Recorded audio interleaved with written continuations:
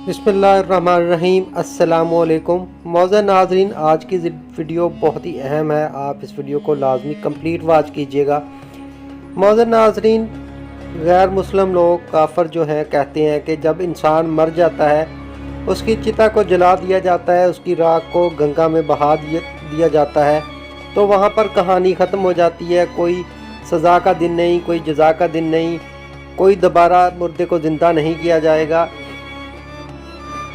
हिंदू लोग चिता को जलाते हैं और उसकी अस्थियां जो है समंदर में बहा देते हैं, लेकिन उस समंदर पर भी अल्लाह ताला की कुदरत है। आप इस वीडियो में भी देख सकते हैं, एक चिता को जलाया जा रहा होता है, तभी पानी का बहुत बड़ा रेला आता है और इस चिता को अपने साथ बहा कर ले जाता है। ये मेरे अल्लाह पाक की कुदरत है। अगर हिंदू चिता को जलाकर दरिया में भी उसकी अस्थियाँ क्यों ना बहा दें, मेरे अल्लाह पाक की ज़ात जो है उसको भी रोज़े क़यामत ज़िंदा फरमा देगी। मौज़ूद नाज़रीन, इस वीडियो को कंप्लीट वॉच कीजिएगा और दोस्तों के साथ ज़्यादा से ज़्यादा शेयर कीजिएगा। अपना और अपने प्यारों का ख्याल रखें। मिलते हैं किसी और वीडियो में। Thanks for watching. अल्लाह हाफ़िज़।